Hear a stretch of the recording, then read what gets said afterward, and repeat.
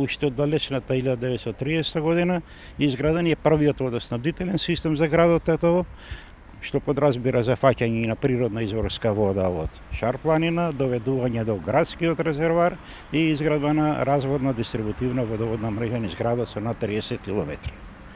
Тој систем и до ден денеска е целосно во употреба. А што се однесува на вашето прашање за појавата која се случи со дефекти на водоводната мрежа, тоа се реални факти кои што имаме ние водоводна мрежа од формирањето на водоводот 90 години, а дел од неја ја викаме новата водоводна мрежа, таа веќе нова водоводна мрежа датира од 70-тите години, што значи со старост од над 50 години.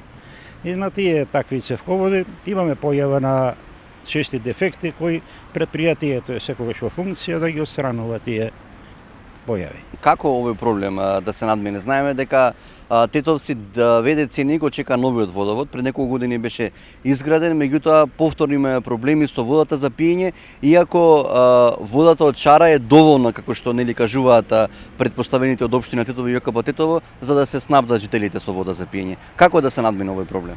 Па, како што кажав дека водоводниот систем на град Тетово датира од давнешната 1930 година, 90 години рековме, од тој момент па до ден денешен постојано е во тренд развој на демографски и урбан развој на градот Тетово. И тој развој мора да се следи и со делот на водоснабдување.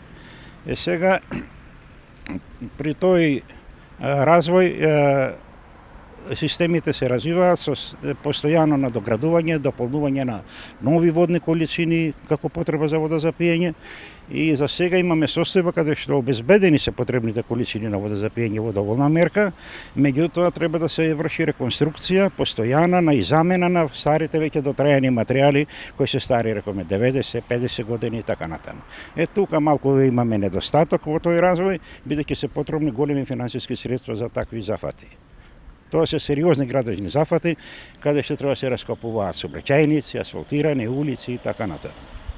Моментално каква е состојбата со водата за пиење? Колку имаме издашност, односно литри во секунда во градот и како ја оценувате оваа состојба во летниот период?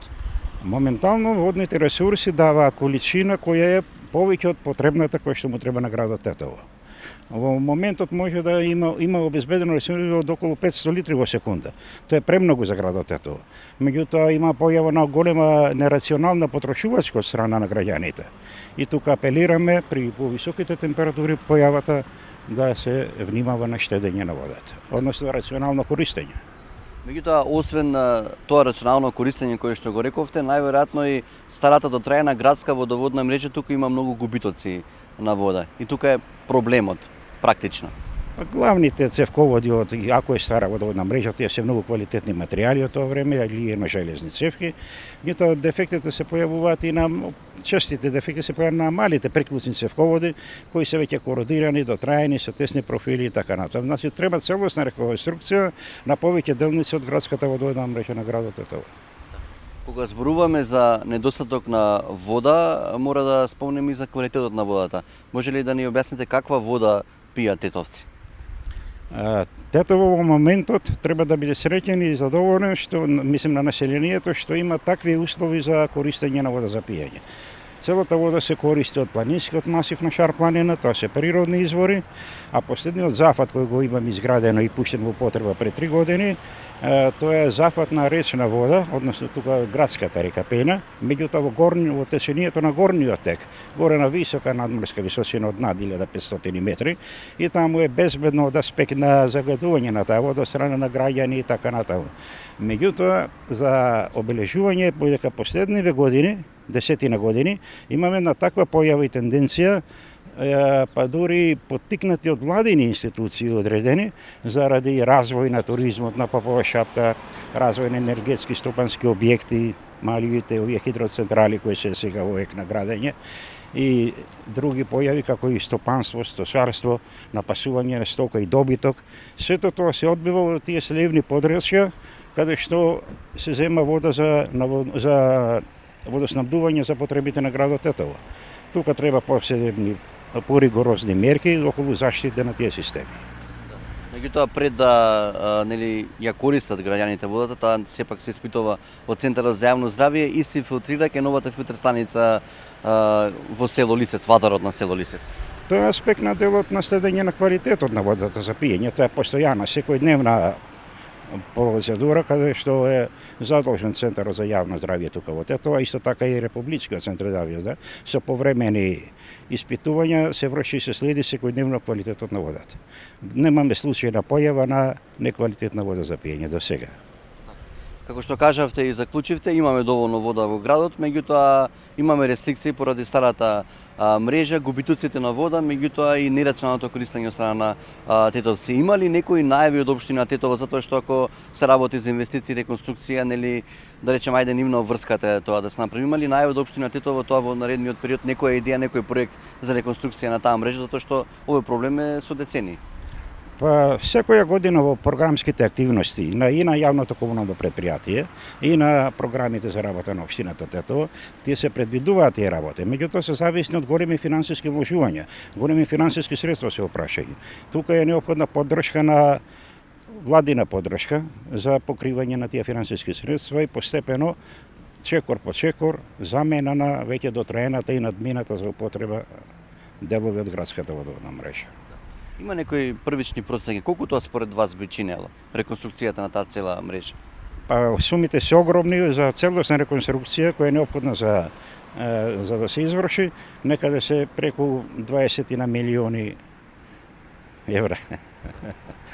Вака, интересен е податокот кој што нели и вашите колеги го споделуваат. Кажате дека моментално иако е летен период, имаме доста издашност на изворите. Тетово добива околу 500 литри вода во секунда. Еве колку за споредба, еден Загреб, колку литри во секунда им се потребни за да ги задоволат потребите на жителите на Загреб? Сега, ако го зборуваме тоа се веќе прописи и стандарди кои ги има воведено Европската Унија на сите дејности, па така и во делот на водоснабдување.